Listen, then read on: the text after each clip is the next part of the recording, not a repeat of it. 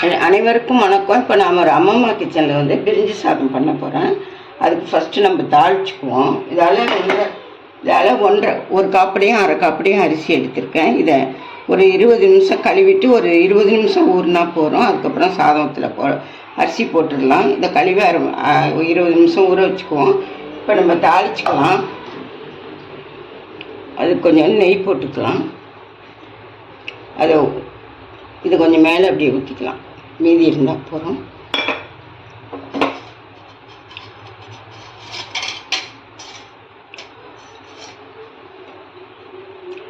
ஒரு குளிக்கரண்டி எண்ணெய் ஊற்றினா போகிறோம். அது 1.5 காப்பி தான். கொஞ்சம் வேணால் சேர்த்துக்கலாம்.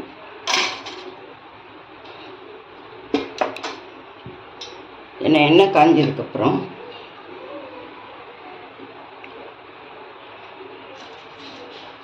பிரிஞ்சி இலை ஒரு 4 போடுறேன். பட்டை போடுறேன். லவங்கம் போடுறேன். சோம்பு தட்டி கொஞ்சம் போட்டிருக்கேன். நம்ம இடிப்பமில்ல இஞ்சி பூண்டு விழுது, அதில் கொஞ்சம் தட்டி போட்டிருக்கேன்.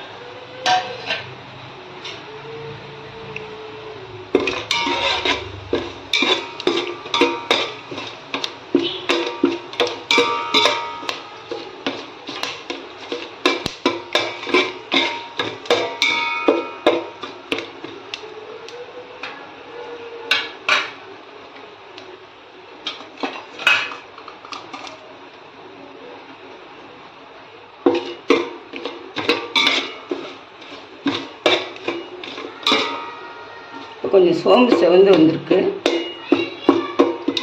இந்த ஸ்டேஜில் நம்ம வெங்காயம் போட்டுருவோம். மீடியம் சைஸ் 2 வெங்காயம் அந்த அரிசிக்கு. ஒரு 3 பச்சை மிளகா போடலாம்.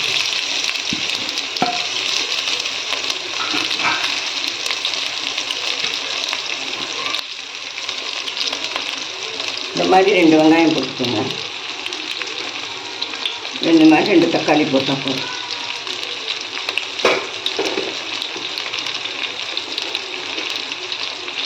கேரட் பீன்ஸ் அரிஞ்சு வச்சுருக்கோம்.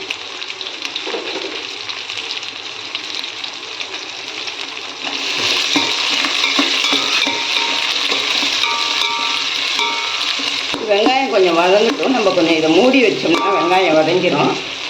கொஞ்சம் ஒரு 5 நிமிஷம் மூடி வைப்போம்.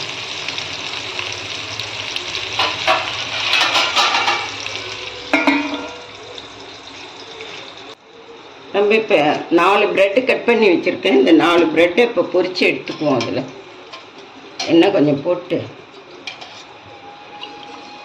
இன்னொரு 5 நிமிஷம் வதங்கட்டும். கொஞ்சம் செவக்க வதங்கணும்.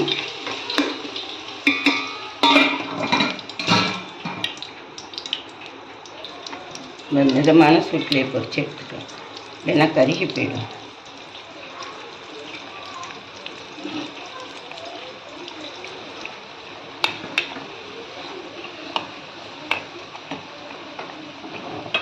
நம்ம எடுத்துடலாம்.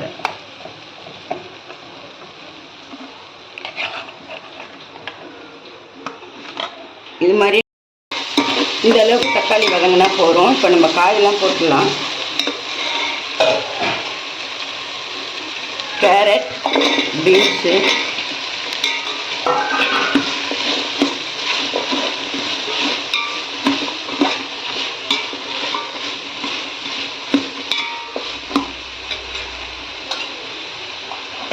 பச்சை பட்டாணி, தேவையான புதினா எல்லாத்தையும் போட்டு ஒன்றா வதக்கிடலாம்.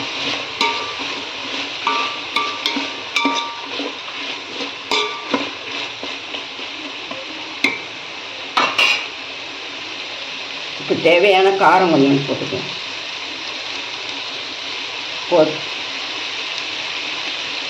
இப்போ இதுக்கு தேவையான உப்பு, காய்கறிக்கு தேவையான உப்பு போட்டுக்கலாம். அப்புறம் அரிசி போட்டதும் கொஞ்சம் போட்டுக்கலாம்.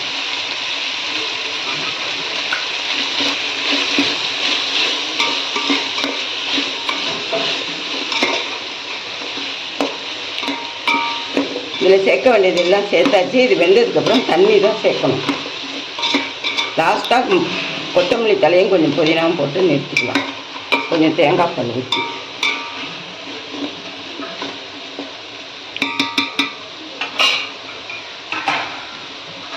இது ஒரு 5 நிமிஷம் வேகட்டும். இந்த அளவு காய் வெந்தால் பிறகு நம்ம இதில் தண்ணி சேர்த்துக்கணும். அரிசிக்கு தேவையான தண்ணி. அது 1.5 காப்படி அரிசி போட்டிருக்கேன். 1க்கு 2 தண்ணி ஊற்றணும். ஏன்னா காயெலாம் வேகணும். 2 3 நம்ம சட்டியில் இந்த மாதிரி குக்கரில் வச்சா அந்த 3 டம்ளர் தண்ணி போகிறோம். இன்னொரு 1/2 கிளாஸ் தண்ணி ஊற்றிக்கலாம். இது ஒரு கொதி வந்ததுக்கப்புறம் நம்ம அரிசி சேர்த்துடலாம். அதில் இந்த மாதிரி நல்லா கொதிக்கும் போது நம்ம அரிசி போட்டுக்கலாம்.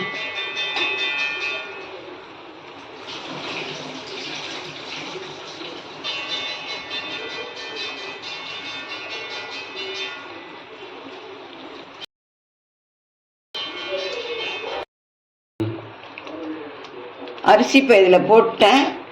அப்படியே இப்படி குலுக்கி விட்டு கரண்டி போடாமல் இப்படி எவ்வளோ நிறையா செஞ்சாலும் கொஞ்சமாக செஞ்சாலும் இப்படி கரண்டி போடக்கூடாது. அரிசி போட்டதும் இப்படி நம்ம குலுக்கி விட்டு இப்போ இதை ஒரு 10 நிமிஷம் மூடி வச்சுட்டு அதுக்கப்புறம் பார்ப்போம்.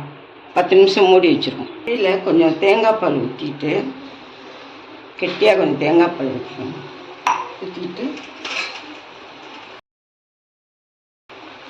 புதினா தழை, கொத்தமல்லி தழை,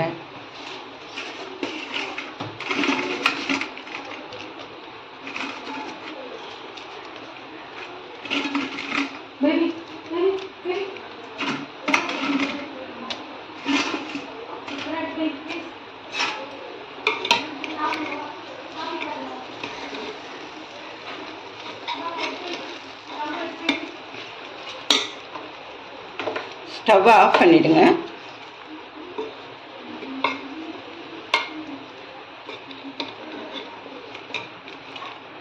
பாருங்கள் சாதம் எப்படி இருக்குன்னு, பொலன்னு பாருங்கள். இதுதான் பிரிஞ்சி சாதம்.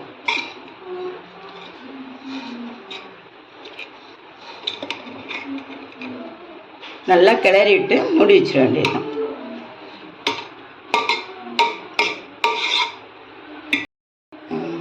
பிரிஞ்சி சாதம் சாப்பிட்லாம். இந்த ஸ்டேஜில் நம்ம சாப்பிட்லாம். ரெடி ஆயிடுச்சு. எப்படி இருக்குது பாருங்கள் பிரிஞ்சி சாதம். இதே மாதிரி செய்யுங்க. இதே மாதிரி செஞ்சு இதான் பிரிஞ்சி சாதம். பிரிஞ்சி இலை போட்டு காய்கறிலாம் கம்மியாக போட்டு செய்கிறது தான் பிரிஞ்சி சாதம்.